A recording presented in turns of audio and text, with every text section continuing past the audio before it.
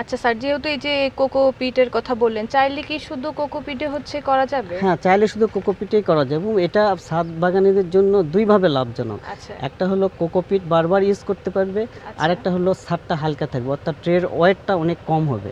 আচ্ছা, যেহেতু কোকোপিটের কথা বলছে, আছে এখানে? এখানে আছে, আমরা আচ্ছা, একটু যদি দেখি আমরা পিছনে তাহলে। দেখি তাহলে আচ্ছা, কিন্তু এখানেই আমরা আছে। দেখতে পাবো এই যে জি। এটা কিন্তু কোকোপিট। হ্যাঁ, আচ্ছা, আমি এই এবং ধরা এখানে যাবে একটু? হ্যাঁ ধরা যাবে। আচ্ছা হ্যাঁ দেখেন, দর্শক, এই যে দেখতে এই পাচ্ছেন যে এখানে কোকোপিট, এবং একটু দেখেন শুধু এটা কিন্তু ঠান্ডা, ঠান্ডা। অর্থাৎ হিটটাও কিন্তু সে অ্যাবজর্ব করে। হ্যাঁ, মানে আপনার ঠান্ডা রাখে, যেহেতু এখানে এয়ার স্পেসটা বেশি, হুম। যার কারণে আপনার যতই সূর্যের আলো পড়ুক না কেন, এয়ার স্পেস থাকার কারণে হুম। কিন্তু এখানে সবসময় ঠান্ডা থাকে। আর হুম। মাটিতে কিন্তু একটু গরম হবে, যদিও আচ্ছা। হলো আপনার আমাদের পেঁয়াজ, যেহেতু এটা সামার পেঁয়াজ, হুম। হালকা মাটি গরম হলেও সমস্যা নাই, সেখানে সে জেনেটিক্যালি সে সেখানে অ্যাবজর্ব আচ্ছা। করে নিতে পারে, আর অ্যাডজাস্ট করে হচ্ছে কোকোপিট আর মাটির কথাই যেহেতু বলছেন, এগুলো হচ্ছে আসলে চেঞ্জ করতে হবে তো?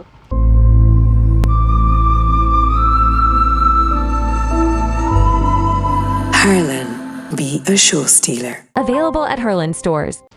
তাহলে এটা কতদিন পর মাটিটা পর? আসলে চেঞ্জ একটু বলতে হেঁটে হেঁটে আমরা কথা একটু বলি।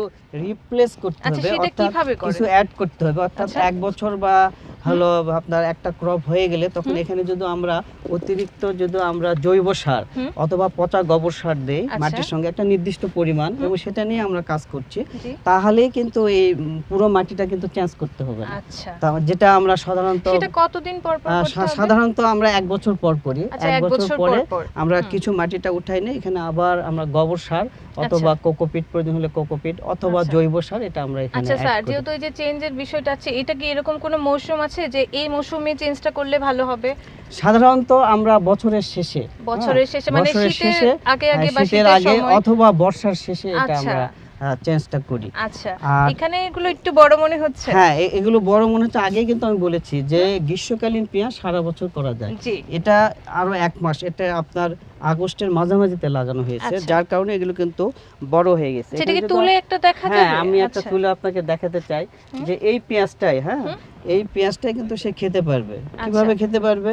সে বাল্বটাও খেলো, আবার পাতাটাও দেখেন খুব সুন্দর, soft, পাতাটাও সুন্দর। পাতাও খেতে পারবে। এখন ছাদ বাগানীদের জন্য এটাই কিন্তু একটা প্লাস পয়েন্ট যে সে গ্রীষ্মকালে কিন্তু এই পেঁয়াজ কিন্তু আমরা বাজারেও পাবো না, কিন্তু ছাদ বাগানে যদি আমরা এটা করতে পারি তাহলে গ্রীষ্মকালে সে পেঁয়াজটাও খেতে পারলো, আবার পাতাও খেতে আর পারলো। যেহেতু এই ট্রেতে লাগানো হয়েছে, সাইজটাও কিন্তু মোটামুটি ভালোই এসেছে হ্যাঁ, না? এখন এসেছে, মানে এটার তো বয়স কেবল 45 দিন 50 দিন হয়েছে। আর বড় এটা সাইজ যখন আসতে কতদিন সময় এটা লাগবে? যদি আপনার 80 দিন হয় তাহলে এই একটা বাল্বের ওজন হবে 150 থেকে 200 গ্রাম। বাহ, এটা তো অনেকটা অনেক বড় বড়। সাইজের। এটা যদি আচ্ছা আমরা 90 দিন রাখতে পারি তাহলে 250 থেকে 300 গ্রাম ওজন হবে। স্যার, এরকম একটা ট্রের হচ্ছে আনুমানিক হচ্ছে মূল্য কেমন হতে পারে? এরকম আমাদের একটা ছাদ ট্রে বাগানেরা 2 থেকে 2500 টাকা। একটার দাম আমরা তো একটার দাম। ইউজও করতে পারবো এটা অনেক 10 দিন। বছর। হ্যাঁ। সে যদি এটা 2000 টাকাও যদি হয় তাহলে আমরা যদি 10 বছর যদি আমরা লাইফ টাইম চিন্তা করি তাহলে কিন্তু 400-500 টাকা খরচ পড়ে ইয়ারলি।